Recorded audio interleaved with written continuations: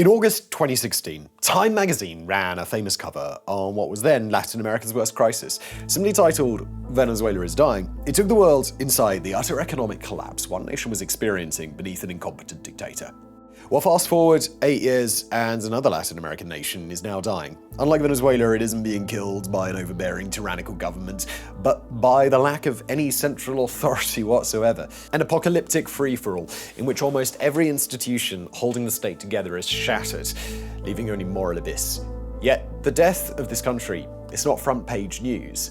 There are no Time covers exposing its suffering, no headlines alerting Americans to the carnage happening just 1,000 kilometers from their shores. So, well, consider this our attempt to raise awareness, our minor part in bringing Latin America's biggest current crisis right to your attention. Because make no mistake here, Haiti really is dying. Figuratively and literally, the state is falling apart, even as rampaging gangs slaughter people on an eye-watering scale. Now look, if you're a regular viewer of The Situation Room, you'll be well aware of the gang warfare that's shaking Haiti. Since our first video about it in January of 2023, we've covered the small Caribbean island's ongoing collapse multiple times, most recently in mid-October of this year. Yet, even if you've been keeping up with our coverage, you may not be aware of just how bad things have gotten.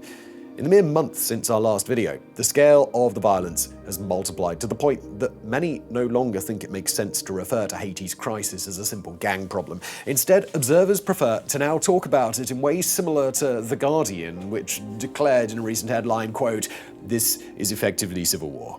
Now, if that sounds a tad hyperbolic, then just listen to these statistics, all right? According to the United Nations, quote, 1,223 people were killed and 522 injured. End quote, by the gangs between July and September alone, a 30% increase on the previous quarter. Overall, some 5,000 have been murdered in Haiti this year by the beginning of October. For comparison, the US state of Georgia has a population that is fairly similar to Haiti. Across the whole of 2023, the Georgia Bureau of Investigation recorded only 728 homicides. That means that in just 9 months, over 6.5 times as many people were killed in Haiti as there were killed in Georgia over the whole of last year. And these are just the homicides. Haiti's also suffering a mass displacement crisis, with the gangs driving over 700,000 people from their homes, of whom over a fifth were forced into exile in just the last 3 months. Hundreds more have been kidnapped. And then there's the impact on general living conditions. Because the gangs have taken control of key roads, cities like the capital Port-au-Prince have been cut off from supplies. As a result, a mere 20% of health facilities in the city are able to function. In the wider nation, over half of all hospitals are out of commission. And that's a massive issue when no one is able to get access to food. The UN World Food Programme recently released a list of 5 hunger hotspots around the globe where civilians are at risk of starvation in the coming months. 3 of these, Sudan, Mali, and Gaza, they're active war zones. The 4th, South Sudan, is a hyper-fragile state facing an economic crisis and apocalyptic flooding. The 5th, of course, is Haiti. Right now, over half of all Haiti's population is suffering from acute hunger. The WFP classifies a further 2 million as facing emergency levels of food insecurity. Thousands are thought to be on the brink of famine. But hold on a moment, I can almost hear you saying, didn't Kenya already send troops to stop this downward spiral, and what happened to them? Well, the answer is that they're still there, and they're not really achieving anything. Speaking to the Miami Herald, crisis group analyst Diego Dorin assessed that the mission has had, quote, very limited impact. This is largely due to the fact that the deployments, although authorized by the UN, never really got off the ground. Of the 2,500 personnel earmarked for the mission, only 416 have actually been deployed to Haiti. Even they were unable to secure good equipment and adequate funding. Crisis Group reports the armored vehicles supplied to the policing operation are too wide to fit down Port-au-Prince's narrow alleyways. Kenya's government, meanwhile, has claimed that only $400 million of the promised $600 million in funding has materialized. Without that cash, Nairobi and its international partners flat out refused to send in more officers. Now, that's not to say that the Multinational Security Support Mission, or MSS, hasn't had any success. When the first batch of officers arrived from Kenya and Jamaica, violence in Haiti noticeably dropped. Former no-go areas in Port-au-Prince became go-occasionally areas. The reason for this is likely due to fear on the part of the gangs. Although their collective membership is thought to number anywhere between 5,500 and 12,000, the vast majority of them are extremely young. The UN estimates that child soldiers make up around 50% of their ranks. As such, the idea of going toe-to-toe with 2,500 well-armed, highly trained police officers was likely rather terrifying. But as time crept on, and as the MSS remained at resolutely low staffing levels, it seems that fear evaporated. Here's how The Guardian reported a conversation with a Haitian police officer about the recent surge in violence. Quote, "The officer said he believed the gangs had briefly paused their wave of attacks after the arrival of the foreign police force 4 months ago. But having seen how few troops arrived, they had resumed their offensive." It's hard to stress exactly how difficult it is for barely 400 men to hold down violence in a city of 1.2 million. A city that is largely under the control of armed groups, and in which attackers can vanish into winding, unmapped alleyways and hide among the civilian population. Hence, perhaps, why Haiti's armed groups are becoming so blatant in their actions. Recently, for example, the Viv Ansem gang coalition invaded the neighborhood of Salino. And we mean invaded. Attacking on motorbikes and wielding Kalashnikovs, the reports sound more like something from southern Israel on October the 7th than what we'd normally imagine as gang violence. Homes were burned with people inside them. Up to 10,000 residents were forced to flee on foot. Despite the carnage, the MSS failed to save the neighborhood. This, remember, took place in Port-au-Prince, the seat of the government and the base of the MSS. Outside the capital, security forces are even thinner on the grounds with predictable results. In the last few months, attacks have started creeping up in the region surrounding Haiti's main city. The New York Times, for example, reports that a gang coalition is essentially holding all 3 million people living on the southern Tiburon Peninsula hostage. The important agricultural region of Artibonite, meanwhile, has been hit with massacres. One of these was so bad that it even managed to pierce the fog of international indifference surrounding Haiti. In early October, the Grand Griffe gang launched an assault on Port Sonde, a small town that had refused to pay extortion demands. As in Salino, the invasion unfolded with cold brutality. Babies, elderly women, and entire families were among the nearly 100 dead in the massacre, and while the death toll was high even by Haitian standards, the saddest part is that such cruelty has become woven in to Haiti's civil war. To show what we mean, we now want to quote 2 passages from a recent UN report. Be warned that neither makes for easy listening, but we think it's important that you grasp what's really going on here, how abnormal and out of control this situation has truly become. Now, the first one concerns a Haitian plainclothes policeman who was captured by an armed group. Here's the report and how it describes what happened next. Quote, "He was mutilated, then forced to eat parts of his body before being burned alive." The second quote focuses not on gang activity, but on the actions of some of the vigilante groups that have formed in response. Thought to have lynched 122 suspected gang members over the last 3 months, they've become infamous for copying their opponents' tactics. Here's how they carried out their killings, quoting again. "Victims were mutilated with machetes, stoned, decapitated, burned alive, or buried alive. Children were not spared."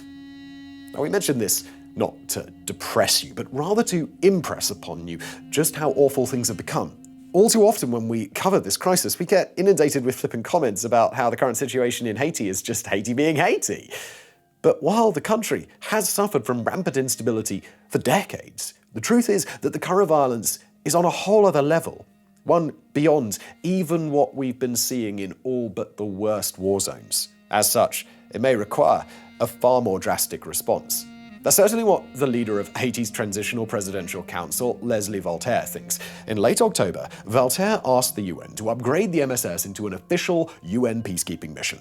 The fact it is Voltaire who asked for this is significant. The Miami Herald explains that he's a member of a party that has, quote, long derided foreign intervention in Haiti.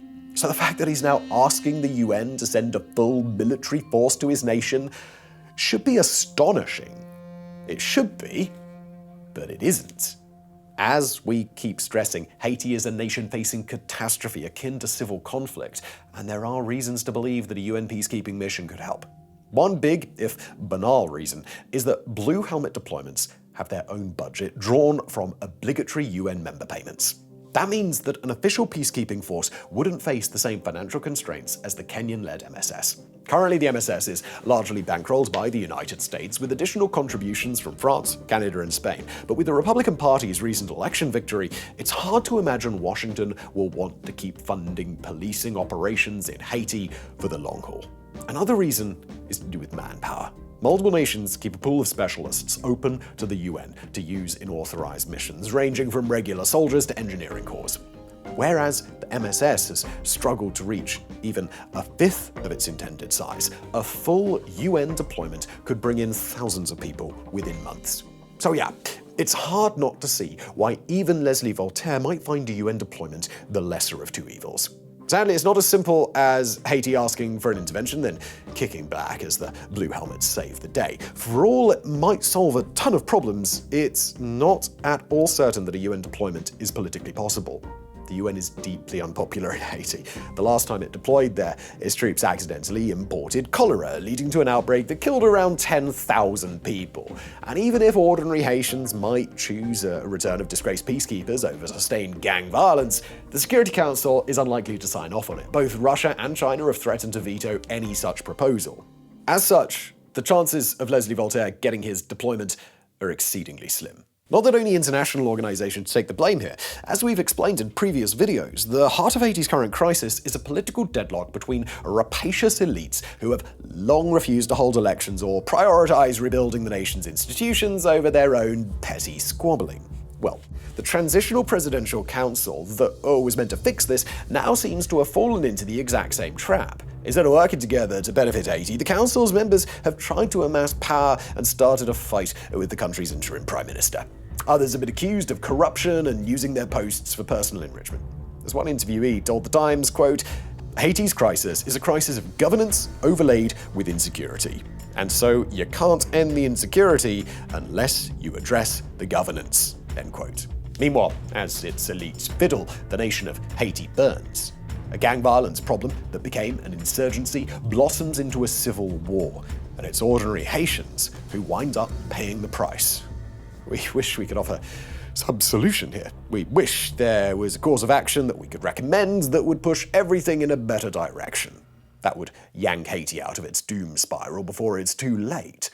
But we're just a YouTube channel. For all we might be able to help raise awareness, we're as powerful as you are when it comes to the big serious things that need to be done. And make no mistake, serious decisions will have to be taken. For all it might seem a whole universe away, Haiti lies only a short hop from mainland America and only 600 kilometers from Puerto Rico. Should the instability keep growing, then it's likely that Haiti will export its chaos across the waves. Already some of the gangs are turning to piracy and attacking ships at sea. Who knows what might come next? So the truth is that Haiti is a problem that the world cannot afford to keep ignoring. But until the UN or some other willing nation steps up, things will continue to deteriorate. And that means the problem will only be that much harder to solve when the time finally comes. Next up, we turn to the situation in the Gaza Strip, where over the course of the last 2 weeks, affairs in the northern part of the Israel-controlled territory have sent fears of imminent catastrophe to a fever pitch. We've covered affairs in the Gaza Strip before, including dire warnings of a famine that was only staved off when international pressure grew to levels that Israel relented and let desperately needed aid into the northern part of the territory. But if that moment in the ongoing Israel-Hamas war was a crisis, then this moment is something worse. To understand what's happening now, we've got to start in late October, and specifically on Monday, October the 28th. On that day, Israel's parliament, the Knesset, passed a pair of laws directed towards the United Nations Relief and Works Agency for Palestine refugees in the Near East, better known around the world as UNRWA.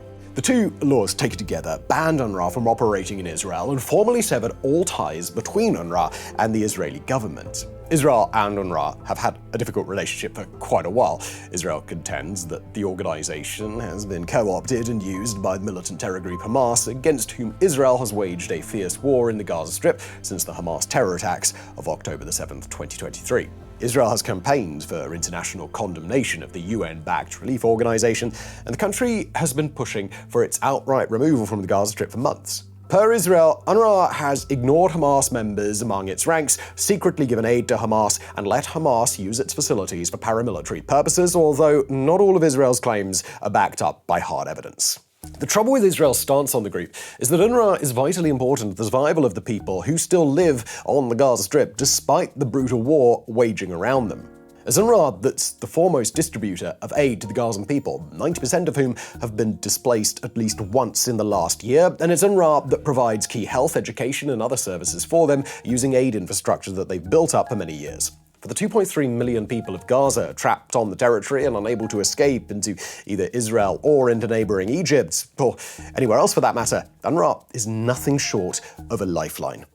The law that Israel passed didn't technically prohibit UNRWA from operating in Gaza, but it did prohibit the organization from working in Israel proper, and for all intents and purposes, that achieves the same result. UNRWA is entirely reliant on Israel to allow the transshipment of goods and services. It can't bring anything into Gaza by land except via checkpoints that Israel directly controls, and it's got no way to access Gaza by sea or by airdrop, let alone all by itself.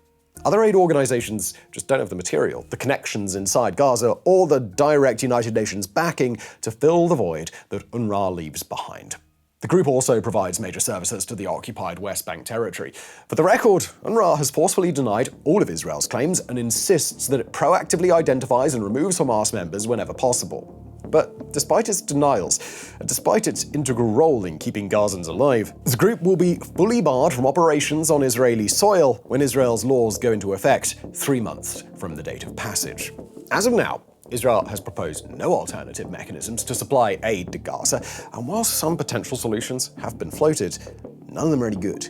In Israel, some have called for the Israeli Defense Forces, or IDF, to distribute aid directly to the people whose home territory they've transformed into a living hell.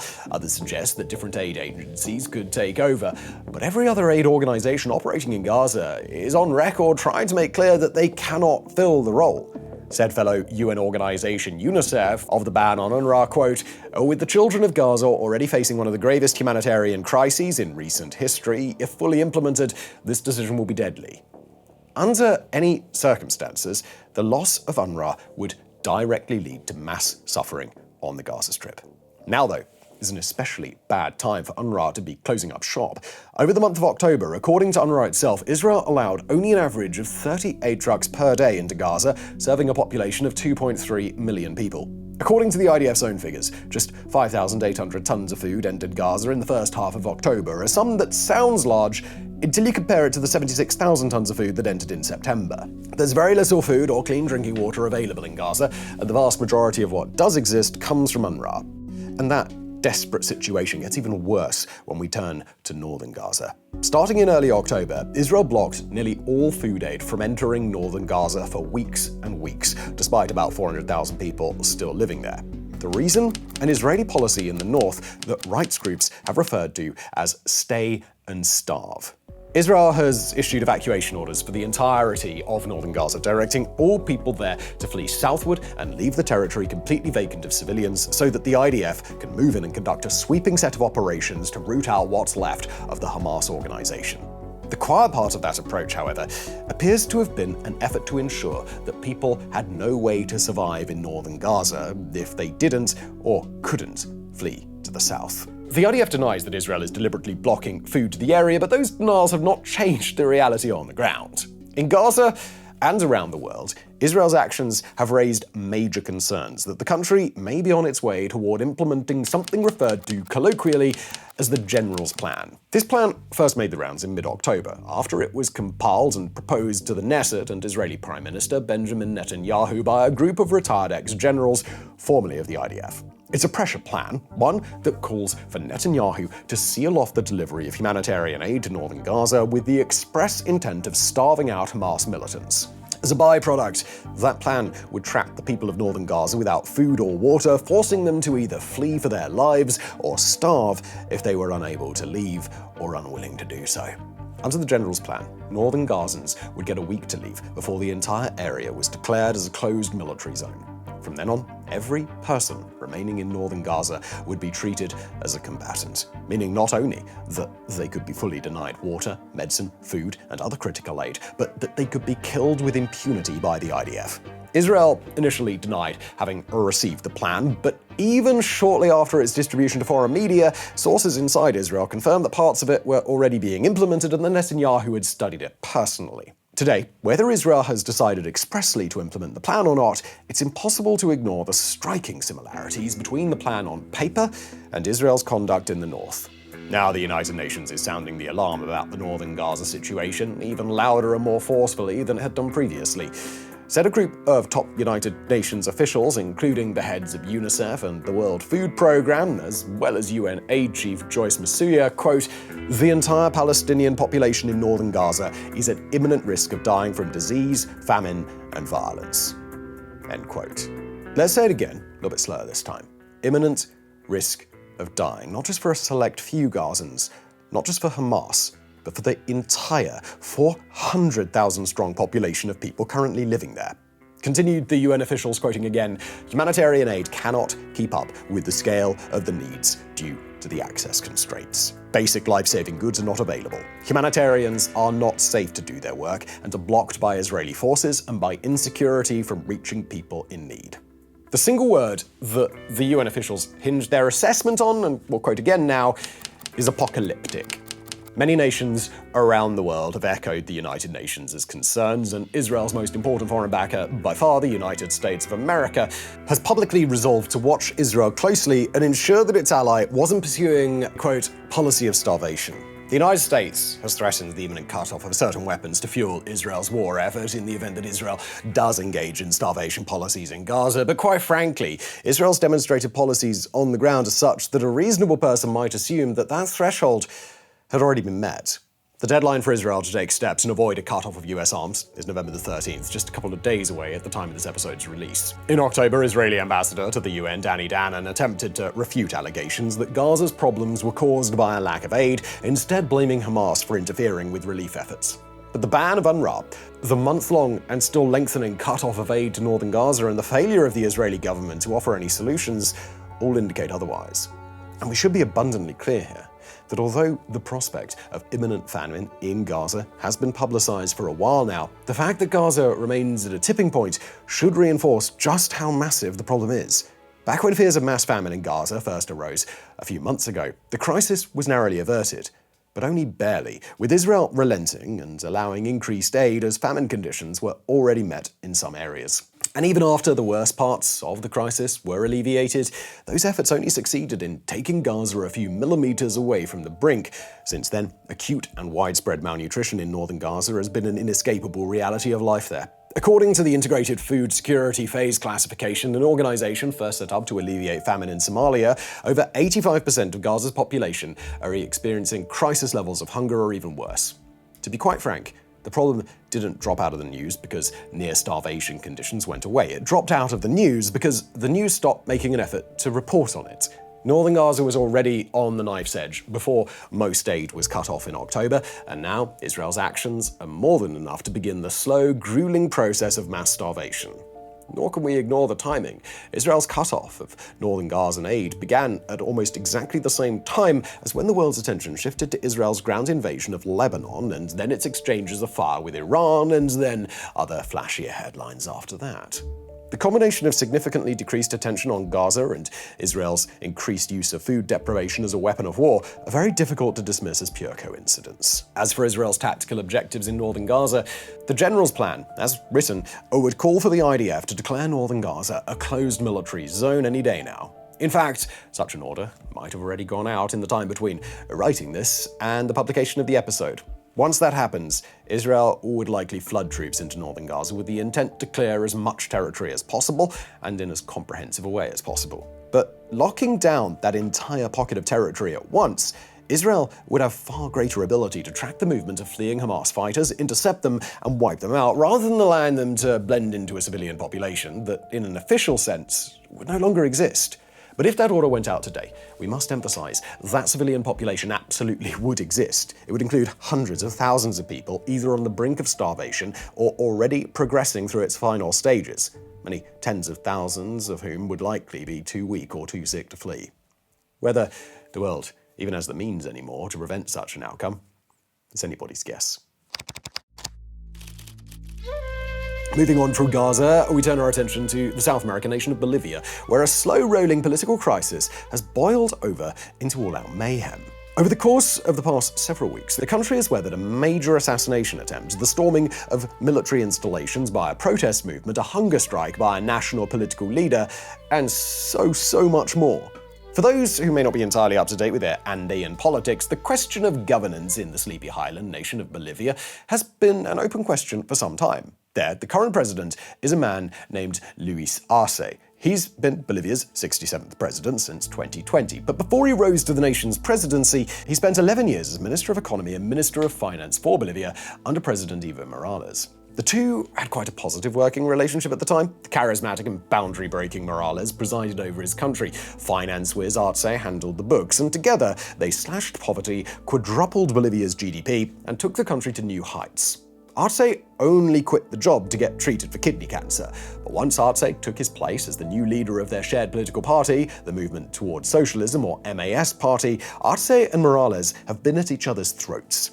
Both sides have fought a war in the Legislative Assembly. Morales has interfered with every step of Arce's agenda, and Arce has ensured strict adherence to political rules that bar Morales from running for office again. A few months ago, the country endured a strange and somewhat performative coup d'etat attempt. The country's been rocked by major strikes and protests, and between the two of them, Arce and Morales have ground their shared nation's progress to a halt. But even as chaotic as Bolivia's situation already was, the series of events beginning on October the 28th would send the nation directly into crisis mode. On that day, Evo Morales was driving in a convoy through the Bolivian region of Chapare, a rural cocoa-growing area where his base of support is especially strong. There, protesters had set up and maintained a roadblock for weeks after local investigators reopened a child abuse case against Morales that Morales describes as being politically motivated. In that case, Morales is accused of having fathered a daughter with a 15-year-old girl, a legally defined child, in 2016 while he was serving as president. According to Morales, while driving through the region, his convoy came under fire from unidentified men carrying out an assassination attempt. Via interviews with press after the fact, Morales claimed that two vehicles had approached his convoy in an ambush, shooting at the tires of Morales' car, firing at least 14 shots, wounding the driver, and very nearly killing Morales himself. When asked whether the alleged gunman may have been acting alone, Morales insisted, quote, "No, that's to say, it was an instruction from the government." The Arce government, however, pushed back strongly against Morales' claims, with Arce's interior minister, a man called Eduardo del Castillo, putting forward a different version of events. According to del Castillo, the Morales convoy had come upon an anti-drug trafficking unit, whose members attempted to stop the convoy for a routine search. The Morales convoy had then begun shooting at officers and ran one of them over. Said del Castillo, implying a fabricated attempt by Morales to invent a contrived assassination attempt of his own design, quoting here, "Mr. Morales, nobody believes the theater you have staged." Morales denied the allegation that his convoy had carried weapons and insisted that the Arce government was behind the attack, although he declined to make a direct allegation against Arce himself. Arce's deputy security minister would later announce investigations against Morales for staging, quote, "a possible self-attack meant to help his own political movement." After the purported assassination attempt, Morales supporters reacted to the threat of their leader with mass action. Protesters constructed roadblocks, not uncommon in Bolivia, owing to their significant potential for disruption in the mountainous Andean landscape. In Bolivia, many towns and small cities are nestled into highland areas where they're only accessible by one or two major highways, meaning that if those highways are shut down, they're basically cut off from the rest of the world. Morales' legions of fans had set up roadblocks in the past in order to support his cause, and had been maintaining roadblocks across Chapare even before the alleged assassination in order to keep Morales safe from potential attempts to arrest him. But after Morales let his allegations fly, his supporters blocked off even more of the country. A few days later, when police and military forces attempted to clear one of those roadblocks between the cities of Cochabamba and Oruro, those security forces were greeted by sticks of dynamite hurled at them by Morales supporters from the nearby hills. The police responded with tear gas, and the roadblocks continued.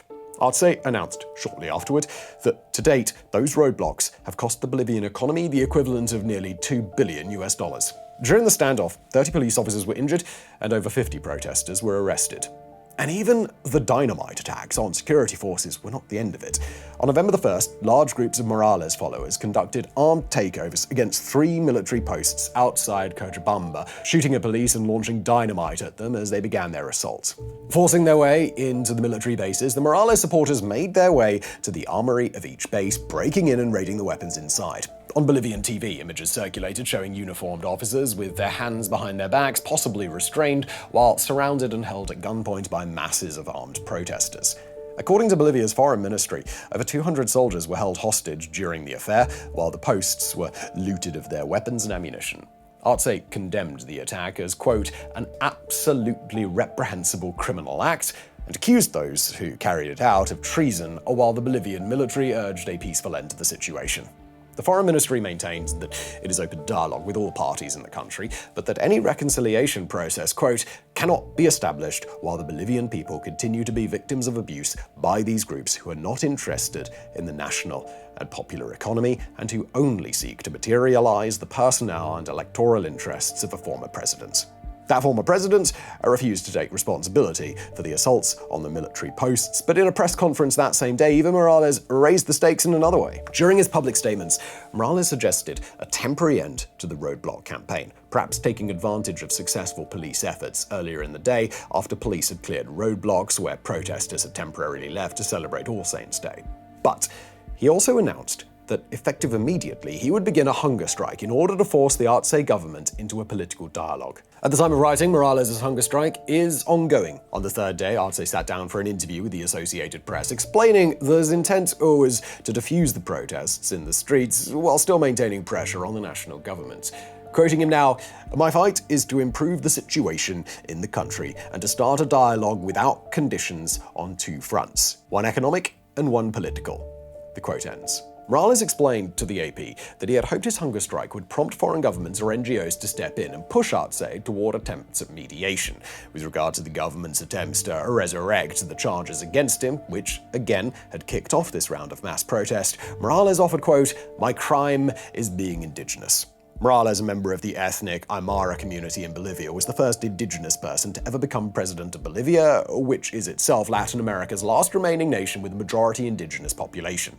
As for his health, Morales claimed to be just fine. Said the 65-year-old of his physical status, quote, "I do a lot of sports. Today I woke up at 4 a.m. and did 1,015 sit-ups." Across the country, locals and experts alike report that despite Morales' apparent attempt to de-escalate, anger still runs high among much of the population, incensed at the idea that their leader would be taken into custody and very firmly entrenched in their support of his movement. Bolivia's indigenous population and its rural working class continue to search for ways to put pressure on Arce. Meanwhile, Bolivian authorities have expressed to foreign press that they remain skeptical about Morales' motives.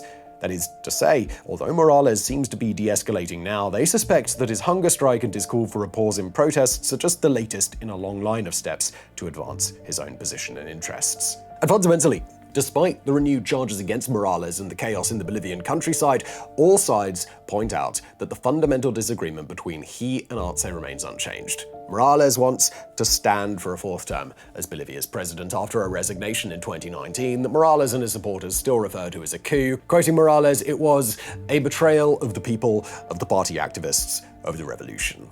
Arce and his government insist that the Bolivian constitution permits only 2 consecutive terms for Bolivia's presidents and thus bars Morales from running again. Morales maintains that his motives are altruistic, quote, "It's not that I, Evo, want to be president. The people have asked me to return."